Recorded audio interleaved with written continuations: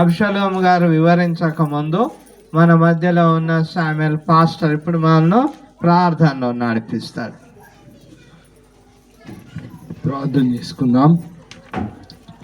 ప్రేమ కనికరంగల యేసయ్యా, కృపదు రాజా, నీ ఘనమైన ప్రేమను బట్టి కృపను బట్టి నీకు ఎంత వందనాలు చెల్లిస్తున్నాం ప్రభా.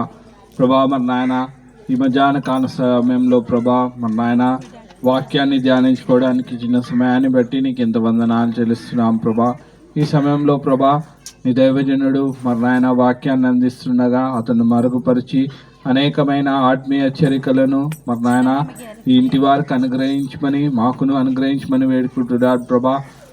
మరి నాయన యేసయ్య మీరే తోడుగా ఉండి మరి నాయన వాక్యమందు మరి నాయన మీరే సాయం కృపను అనుగ్రహించమని వేడుకుంటున్నాను ప్రభా. మరి నాయన యేసయ్య మేము కేవలం వినువారు మాత్రమే కాకుండా విన్నదాని ప్రకారం నడుచుకునే భాగ్యం మాకు అనుగ్రహించమని వేడుకుంటున్నాను ప్రభా. మరి నాయన అనుదినం నేను స్తుతించే బిడ్డలుగా ఉండడానికి మీకు సాయం కృపను అనుగ్రహించమని వేడుకుంటున్నాను. ప్రత్యేకించి ప్రభా మరి నాయన నూతన గృహంగా ఇచ్చిన మరి నాయన ఆరోన కుటుంబాన్ని విశేషంగా జ్ఞాపకం చేసుకోమని యేసయ్య నామములో ఈ ప్రార్థన అడిగి వేడుకుంటున్నాం తండ్రి, ఆమేన్. ఈ సమయంలో కొద్దిసేపు దేవుని వాక్యాన్ని విందాం.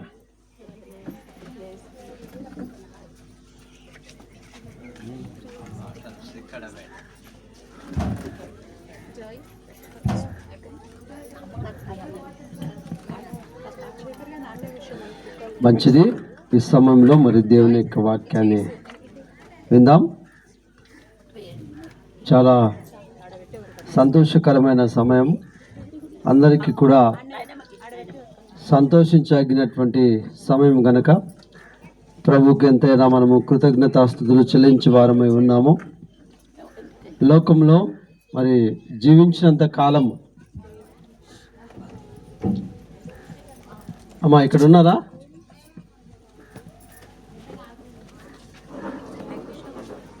మంచిది. కుటుంబీకులు ఉన్నారా? ఎవరున్నా లేకున్నా కుటుంబీకులు ఉండాలా. ఎవరు ఉండాలా? కుటుంబీకులు ఉండాలా. ఎందుకంటే వారికే వాక్యం కనుక. చుట్టాలేమో వస్తారు, తింటారు, పోతారు, వాళ్ళకి లాభంలే. కాబట్టి కుటుంబీకులే ముందు ఉండాలి. సరే, ఏదేమైనా మరి ఈ సమయం ఇచ్చిన దేవాది దేవునికి వందనాలు. మరి మరొకసారి మా పెద్దలకు కూడా వందనాలు చెల్లిస్తున్నాను. మరి దైవ సేవకులు ఏలయ్య గారికి, అలాగే ప్రకాశం గారికి, అలాగే సామ్యుయల్ గారికి, రాజరత్నం గారికి ప్రభుపేట వందనాలు చెల్లిస్తున్నాను. మీకు అందరికి కూడా వందనాలు చెల్లిస్తున్నాను. వందనాలు చెప్పనాక గట్టిగా చెప్పనాక మంచిది. ఈ సమయంలో మరి దేవుని యొక్క పరిశుద్ధ గ్రంథమందలి మనం జ్ఞాపకం చేసుకున్నప్పుడు మరి లూకా సువార్తలు కానీ ఎబ్రీ పత్రికలు కానీ మరి కీర్తనలు కానీ వ్రాయబడినటువంటి మాట అంటే మానవుడు లోకంలో జీవించినంత కాలము తలవాల్చుకోవడానికి ఒక గృహము చాలా అవసరం. గృహము నిర్మించాలంటే చాలా అసాధ్యమైన పని. అయినా సరే మనిషి కావాలనుకున్నప్పుడు వ్యయ ప్రయాసలు పడి దాన్ని కట్టుకోవడానికి ప్రయత్నము చేస్తాడు, చేయాల కూడా. ఎందుకంటే లోకంలో గౌరవము కాపాడుకోవాలని ఇంటిని నిర్మించుకుంటాం. అయితే ఆత్మ గౌరవముని నిలుపుకోవడానికి ఇల్లుని నిర్మించుకుంటాం. అయితే ఇంట్లో కూడా చాలా రకాలు ఉన్నాయి. ఇల్లు పూరు గుడిసె అనే ఇల్లే, డాబైన ఇల్లే, గుడారమైన ఇల్లే. ఇల్లు ఇల్లే తలవాల్చుకుంటాం కనుక. అయితే పరిశుద్ధ గ్రంథంలో కూడా ఇల్లు కట్టబడింది. ఇల్లు కట్టబడింది. ఇల్లు ఎట్లా కట్టబడింది, ఎట్లా కట్టబడాలని మనం ఆలోచన చేస్తే పునాది మీద కట్టబడిన ఇల్లు, ఇసుక మీద కట్టబడిన ఇల్లు, రెండు రకాల ఇల్లు ఉన్నాయి. ఒకటి పునాది మీద, ఒకటి ఇసుకలో, ఒకటి బండ మీద కట్టబడిన ఇల్లు. మరి ఎవరి పత్రికలు కూడా ఏమంటున్నానంటే ఎవరి చేత ఒకరి చేత ఇల్లు కట్టబడిన కానీ సమస్తము కట్టిన వాడు దేవుడే. ఆ దేవుడే కట్టకపోతే, ఆ దేవుడే మన మధ్యలో లేకుండా, సహాయం చేయకుండా మానవుడు ఏమీ చేయలేడు. కాబట్టి ప్రియులారా, మరి ఈ మధ్యాహ్న కాలం ముందు కొద్ది నిమిషాలు దేవుని యొక్క వాక్య భాగాన్ని మనం విందాం. మరి 127వ కీర్తనలో కూడా భక్తుడైనటువంటి మరి సొలొమోను కూడా రాసినటువంటి మాట ఏమిటంటే, యెహోవా ఇల్లు కట్టించేలా దాన్ని కట్టువారి ప్రయాసము వ్యర్థం. వ్యర్థం అంటే పనికి రాకుండా పోతుంది అనమాట. ఎవరి సహాయం లేకుంటే, యెహోవా సహాయం లేకుంటే. సొలొమోను మనం అనుకున్నప్పుడు మరి సొలొమోను తన తండ్రి చనిపోయిన తర్వాత రాజాధికారం వచ్చిన తర్వాత మరి సొలొమోనుకి తండ్రి గారైన దావీదు అన్ని సమకూర్చి పెట్టాడు. అన్ని ధనం కానివ్వండి, ఇక ఆస్తులు కానివ్వండి, అన్నిటికీ సమకూర్చి పెట్టాడు. అయినా సరే సొలొమోను కోరుకున్నటువంటిది ఏంటంటే జ్ఞానము. ఏం కోరుకున్నాడు? అందుకే జ్ఞానం చేత ఇల్లు కట్టాలి. సామెతల గ్రంథంలో సొలొమోను రాస్తూ 3000 సామెతలు రాసిన తర్వాత అందులో ఒక సామెతగా ఏమని రాస్తున్నా అంటే, జ్ఞానము చేత ఇల్లు కట్టబడదు. జ్ఞానం వలన ఇంటికి కావాల్సినటువంటి వనరులు కానివ్వండి, వస్తువులు కానివ్వండి, ప్రతిదీ కూడా సమకూర్చుకుంటాం. సమకూర్చబడిన తర్వాత ఇల్లు ప్రారంభం చేస్తాం. అయితే ఈ సొలొమోను గారు దేవుని మీద ఆధారపడి తన ఇల్లును కట్టుకున్నాడు. ఎవరి మీద ఆధారపడి? దేవుని మీద ఆధారపడాలి. సర్వసాధారణంగా మానవుడు దేవుని మీద ఆధారపడడానికి ఇష్టపడాడు. దేవుని మీద ఆధారపడ్డాడు సొంత ఆలోచన, బంధువుల పైన, లేకుంటే తన సొంత జ్ఞానం మీద, లేకుంటే డబ్బులు ఎవరిస్తారా అని ఎవరిస్తే వారి మీద ఆధారపడి ఇల్లు కట్టాలని ప్రయత్నము. కానీ సొలొమోను ఎవరి మీద ఆధారపడుతున్నాడంటే దేవుని మీదనే ఆధారం చేసుకొని, దేవుని ఆధారముగా భావించి, దేవుడే లేకుంటే నేనేమి చేయలేనని ఆయన సన్నిధిలో ఉంటూ అడుగుతున్నాడు. ఏమని? యెహోవా ఇల్లు కట్టించిన వేళ దాన్ని కట్టువారి ప్రయాసము వ్యర్థమే. నిజంగా చాలా మంది ఇల్లు కట్టుకుంటాం. మరి ఆరోనన్న తన భార్య ఏ విధంగా కట్టారో నాకు తెలియదు, కానీ ఇల్లు కట్టిన తర్వాత ఓపెనింగ్ వరకు సంతోషం ఉంటుంది. ఇల్లు కట్టిన తర్వాత, రిబ్బన్ కటింగ్ అయిపోయిన తర్వాత ఒక రాత్రి మాత్రమే సంతోషం ఉంటుంది సర్వసాధారణంగా. తర్వాత ఏముంటుంది? నిద్రపోతుంది. అప్పులు ఉంటాయి, నిద్ర లేకుండా పోతుంది. ఇంటి గృహప్రవేశానికి వచ్చిన వాళ్ళందరూ ఇప్పుడు ఏమంటారంటే, ఆదన్ బాగా కట్టిన వీళ్ళు, బాగా కట్టిన వాళ్ళు అందరూ మెచ్చుకొని పోతారు తప్ప ఎవరు ఒకరు ఉపయోగించడం కాదు. కానీ అదే దేవుని మీద ఆధారపడి కట్టుకుంటే, జ్ఞానం చెప్పిన ముందుకు వెళితే అది దేవునికి మహిమ. కుటుంబంలో నిర్మించబడినటువంటి కుటుంబానికి ఆశీర్వాదము, అదే నివాసం చేయడానికి సంతోషకరమైన యోగ్యులుగా ఎంచబడతారు. అందుకే ఈ మధ్యాహ్న కాలంలో ప్రతి ఒక్కరూ కూడా ఇల్లు ఉన్నటువంటి వారమే, ప్రతి ఒక్కరూ కూడా ఇంట్లో నివాసం చేస్తున్నటువంటి వారమే. కానీ ఆ ఇల్లు ఎట్లుండాలా? ఆ ఇంట్లో నివాసం ఉన్నటువంటి వారు ఎట్లుండాలా? ఆ ఇంట్లో కాపురం చేస్తున్నటువంటి వారు ఎట్లుండాలంటే దేవుని మీద ఆధారపడి జీవించగలిగిన కుటుంబంగా ఉండాలి. సొలొమోను అదే జ్ఞాపకం చేస్తున్నాడు.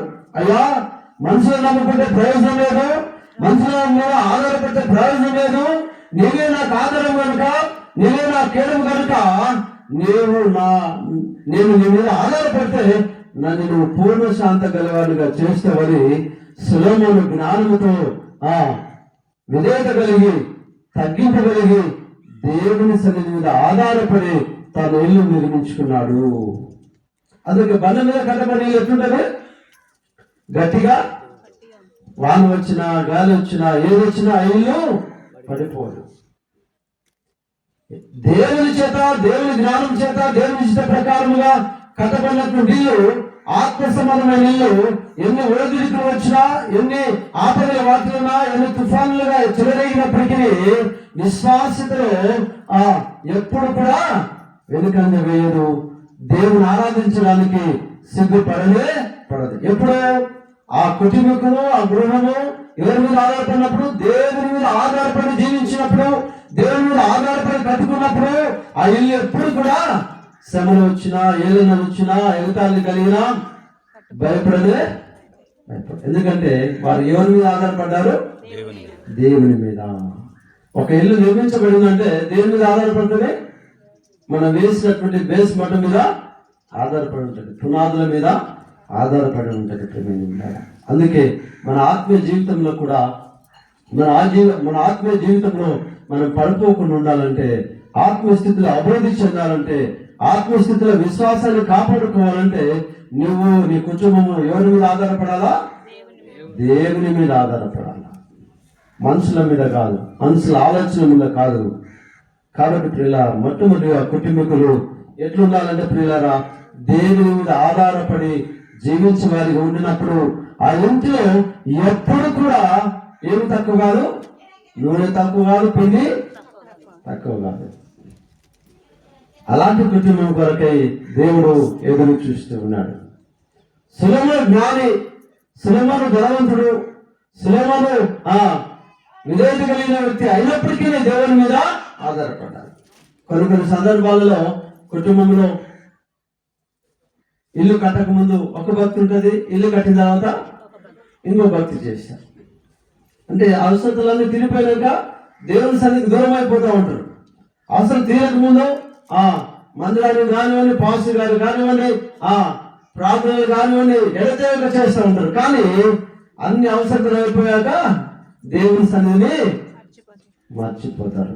విశ్వాసి, నిజమైనటువంటి బండ మీద కట్టబడినటువంటి విశ్వాసి ఎప్పుడు కూడా ఒకే రకంగా దేవుని మీద ఆధారపడి బ్రతుకుతూ ఉంది. కాబట్టి ఈ మధ్యాహ్న కాలంలో జ్ఞాపకం చేసేది ఏంటంటే ప్రియమైనలారా, మనము మన ఆత్మీయ జీవితము ఎవరి మీద ఆధారపడాలా?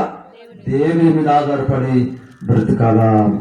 చదువుల ప్రియమైనలారా, రెండవ మాట చదువుకున్న ప్రియమైనలారా, మరి 2వ కొరింథీయులకు రాసిన పత్రిక 5వ అధ్యాయం 1వ వచనం చదువుదాం.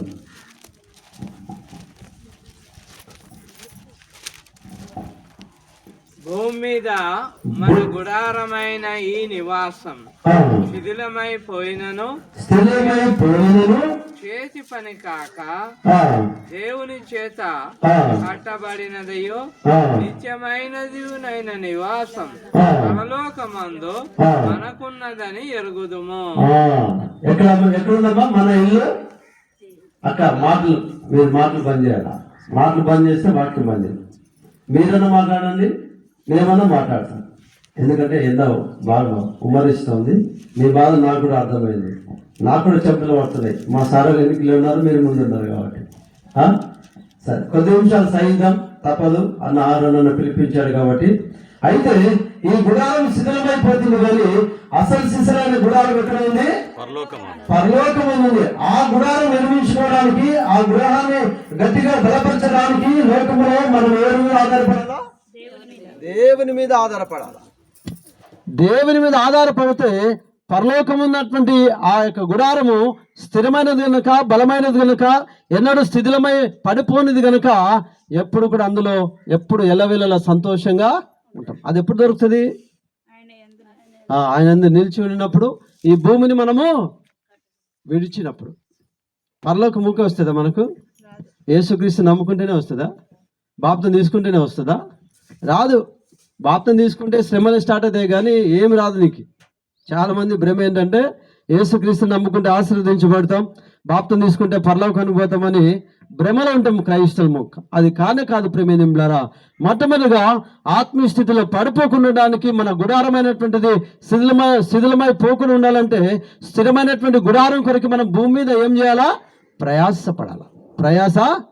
పడాలా. పడితేనే మనకి అది దొరికేది కష్టముగా ఉన్నది ప్రేమికులు. అందుకే సొలొమోను అంటున్నాడు, దేవుని మీద ఆధారపడి ఇల్లుగా ఆయన కోరుకుంటున్నాడు. కనుక ఈ మధ్యాహ్న కాలంలో మనం మొట్టమొదటిగా ఆయన మీద ఆధారపడి బ్రతికే వారిగా ఉండాలని జ్ఞాపకము చేస్తున్నాను. 2వ మాట చదువుదాం ప్రేమికులారా. 2వ భక్తుని యొక్క మరి ఆ యొక్క మాట ఎలా ఉన్నదో ఒకసారి చూసుకుందాం.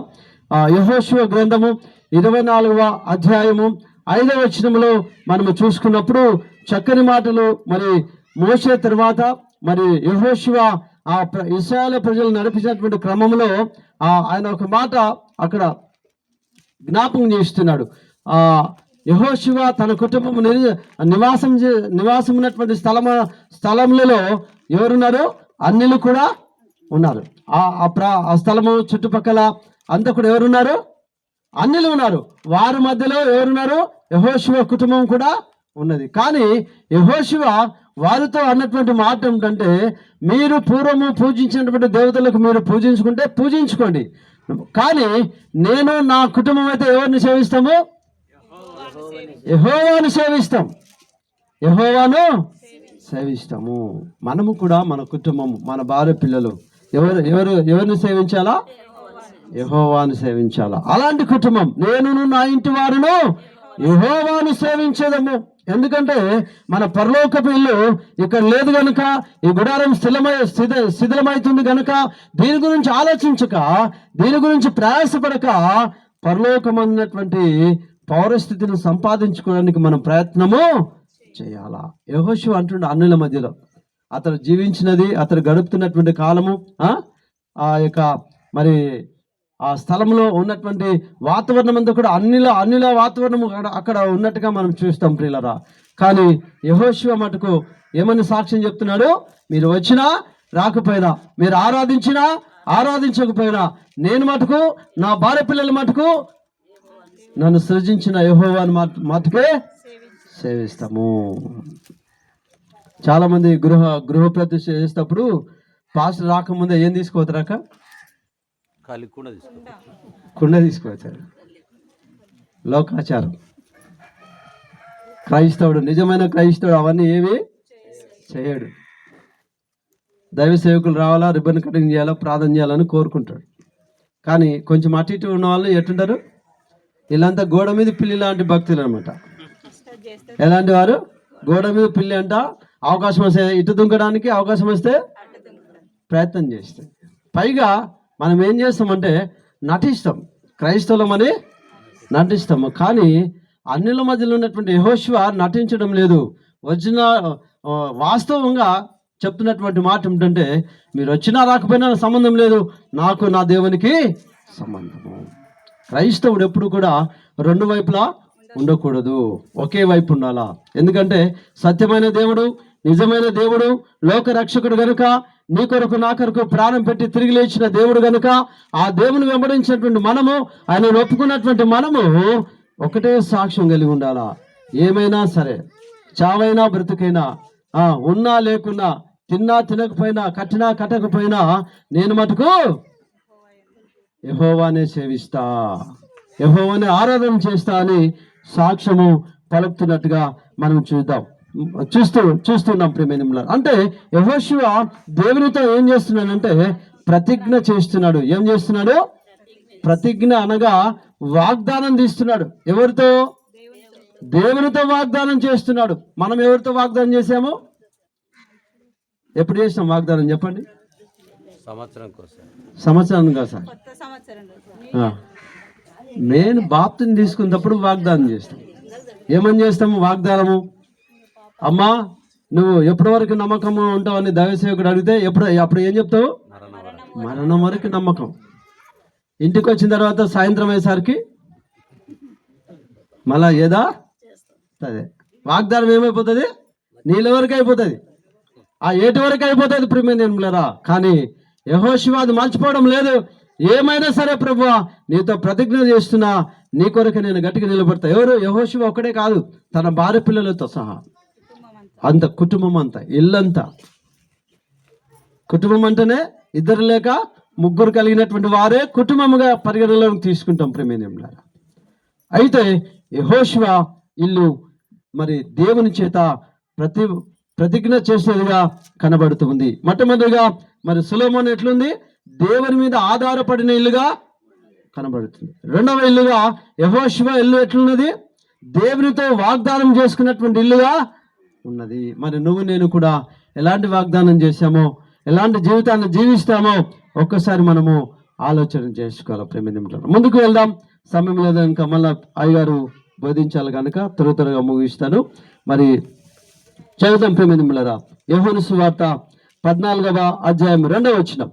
యోహాను సువార్త బైబిల్ ఉన్నలు తీసుకుందాం.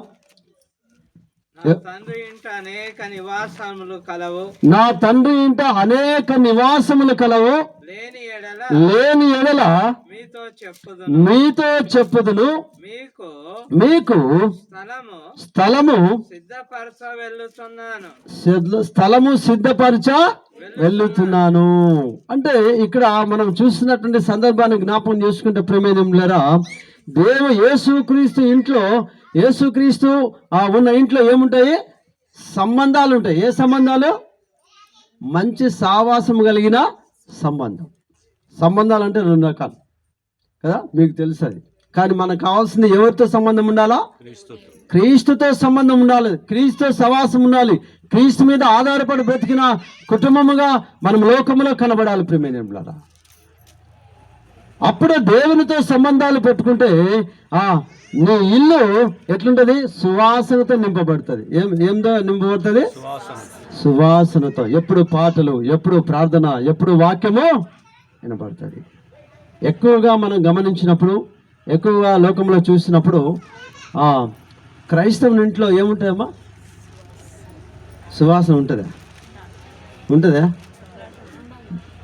బైబిల్ ఏమో సెల్ఫ్లు ఉంటాయి. నీ ముఖం ఎక్కడ ఉంటుంది? టీవీ దగ్గర ఉంటుంది. ఆ టీవీలో కూడా ఏముంటుంది? సీరియల్స్ ఉంటాయి. అంటే లోక సంబంధమైన సంబంధాలతో సవాసం చేస్తూ ఉంటాడు. ఒక అన్యుని మనం తీసుకుంటే వాడు చేసిన ఒక రోజైనా, ఒక గంట అయినా నిష్టగా చేస్తాడు. క్రైస్తవునికి ఏం లేదు? భయం లేదు, భక్తి లేదు. కాబట్టి క్రైస్తవుడు ఎటు పోకుండా, ఎటు చెల్లకుండా మధ్యలో ఉన్నాడనమాట. అటు కాకుండా ప్రేమిలారా, మనము క్రైస్తవులుగా, దేవుని పిల్లలుగా ఎవరితో సంబంధం ఉండాలా? దేవునితో, యేసుక్రీస్తుతో సంబంధం ఉండాలి. యేసుక్రీస్తు సవాసము కలిగి ఉండినప్పుడు ఆ ఇంటిలో ఎప్పుడు కూడా సమృద్ధికరమైనటువంటి జీవితాన్ని మనము జీవించగలుగుతాం. ఎప్పుడు కూడా ఆశీర్వాదకరమైన సంబంధం కలిగి మనం జీవిస్తాం. యేసుక్రీస్తు ఒక ఇంట్లోనికి వచ్చినప్పుడు ఆ సహోదరు ఎక్కడున్నది? యేసు పాదాల దగ్గర ఉన్నది. ఏం చేస్తుంది? యేసు పాదాల దగ్గర ఉండి వాక్యం వింటుంది. ఇంకొక సహోదరు ఏం చేస్తుంది? భోజనాలు సిద్ధపరుస్తుంది. కానీ అది ముఖ్యమే, ఇది ఆకలి అయితే తినడానికి అది అవసరం అవుతుంది, కానీ ఆత్మీయంగా కాపాడుకోవడానికి ఇది. కానీ యేసుక్రీస్తు వారితో సంబంధం ఉంటే శరీర సంబంధమైనటువంటి ఆకలి ఎప్పుడు కూడా అనిపించదు. మరియా అది గమనించింది. ఆ సహోదరు అది అర్థం చేసుకొని యేసు పాదాల దగ్గరే ఉంటూ ఏమి చెప్తున్నాడో, ఏమి చెప్తాడో అని వివేచన కలిగి ఆయన ముందర కూర్చొని శ్రద్ధగా, విధేయత కలిగి విధేయురాలుగా ఉంటూ ప్రభుతో సంబంధము కలిగి ఉన్నది. అలాంటి వారి కొరకు, అలాంటి కుటుంబాల కొరకు యేసుక్రీస్తు వారు ఈనాడు ఎదురు చూస్తూ ఉన్నాడు. ఆ సంబంధం కలిగి జీవించినప్పుడు మన ఇల్లు ఎవరితో సంబంధం కలిగి ఉండాలా?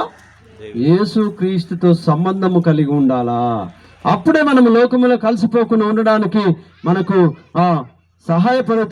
సహాయము అందుతుంది. కనుక ప్రేమేయం లేదా ప్రతి ఒక్కరము కూడా గమనించాలా. సొలొమోను ఇల్లు కట్టుకున్నాడు. ఎవరి మీద ఆధారపడి కట్టుకున్నాడు?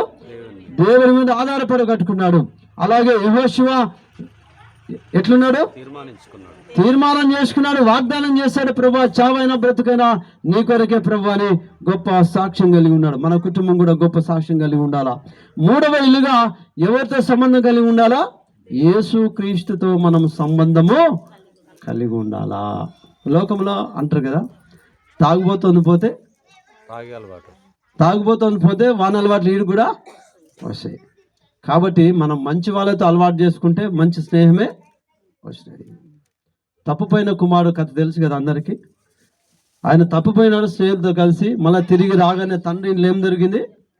తండ్రి ఇంట్లో మంచి సంబంధము సంపాదించుకున్నాడు. కేవలము బుద్ధి వచ్చినందువలన, కేవలము క్షమాపణ కోరినందువలన, కేవలము తండ్రిని జ్ఞాపకం చేసుకున్నందువలన, కేవలము తండ్రి ఇంట్లో అన్నీ ఉన్నాయి కనుక నేను అక్కడ పోయి ఉండాలబ్బా ఏదైనా అని ఆ ధైర్యంతో ఇంటికి వచ్చాడు కనుక తండ్రి ఇంట్లో తప్పుపోయిన కుమారునికి అన్నీ ఏవైతే సర్వస్వం కోల్పోయాడో పూర్వం మొదటి దానికంటే రెండంతలా సంబంధము ఉన్నది ఇంటిలో.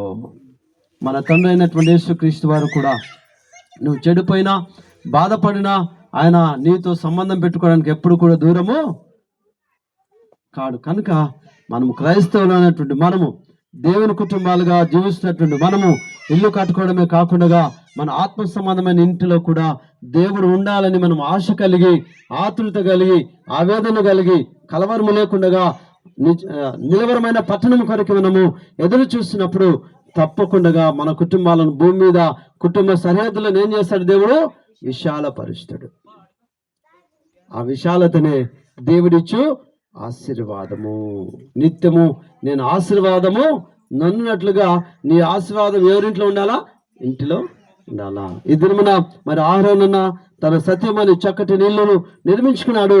నిర్మించడమే కాదు, ఆ ఇంటిలో దేవునితో సంబంధము కలిగి జీవించాలని జ్ఞాపకము చేస్తూ ఉన్నాను. చివరిగా 4వ ఇల్లు మనము జ్ఞాపం చేసుకుందాం. ప్రేమైన లూకా సువార్త 15వ అధ్యాయంలో జ్ఞాపం చేసుకున్నప్పుడు సమర్పణ కలిగిన ఇల్లుగా ఉండాలి. దేవుని యొక్క పని నిమిత్తమై, దేవుని యొక్క పరిచర్య నిమిత్తమై, దేవుని యొక్క పనిలో పాలు భాగస్తులుగా ఉన్నటకు కుటుంబీకులందరూ కూడా ఏం చేయాలా? దేవునికి సమర్పణ చేసుకోవాలా, కానుకగా సమర్పించుకోవాలా. కాబట్టి మనము ఎక్కువగా దేవుని సన్నిధిలో సమర్పణ జీవితము కలిగి, సమర్పణ సావాసం కలిగి జీవించినప్పుడు తప్పకుండా దేవుడు మనల్ని, మన కుటుంబాలను సంతోషింపచేస్తాడు. ఒక జక్కయ్య తెలుసు కదా అందరికి, పొట్టి జక్కయ్య. అతని వృత్తి ఏందో తెలుసు కదా? ఏం చేస్తాడమ్మా? చేసి యేసుక్రీస్తుని ఎరిగిన తర్వాత మళ్ళీ చేశాడా? చెప్పాలక్క, చేశాడా? ఎందుకు చేయలే? దేవుడే తన ఇంటిలోనికి వచ్చి ఏం చేశాడు? విడుదల అనుగ్రహించాడు, విమోచించాడు. మన ఇల్లు ఒక్కసారి దేవుడు మన ఇంటిలోకి వచ్చినాడని మనం ఎరిగితే ఇంకా ఎప్పుడు కూడా మనం తప్పిపోవడానికి వీలు లేదు. చేసిన తప్పును ఒప్పుకొని ఆ చేసిన తప్పుకు మళ్ళీ 4 వంతులు జక్క ఏం చేశాడు? ప్రతిఫలాన్ని ఇచ్చేశాడు. మళ్ళీ తను జైలు పోయినాడా? పోలే. మనిషి కూడా ఒక్కసారి విమోచించబడిన తర్వాత, విడుదల పొందిన తర్వాత, రక్షించబడిన తర్వాత మరలా తిరిగి లోకం వైపు చూడకూడదు, లోకాశల వైపు చూడకూడదు, లోక పోకడలు మనము పోకూడదు. ఎందుకంటే దేవుడు ఒకసారి విడుదల ఇచ్చిన తర్వాత, విమోచించిన తర్వాత, రక్షింపబడిన తర్వాత మనము లోకంలో చూడడానికి వీల్లేదు. కాబట్టి ప్రియులారా, మనము విమోచించబడినటువంటి ఇల్లుగా ఉండి ప్రభును ఆరాధన చేద్దాం. మరి అతి కృప దేవుడు మనందరికీ దయచేయనుగాక. దేవుడు కొద్ది మాటలు దీవించునుగాక. మరి సమయం ఇచ్చిన నాయగారికి వందనాలు చెల్లిస్తూ విన్నందుకు మీకు కూడా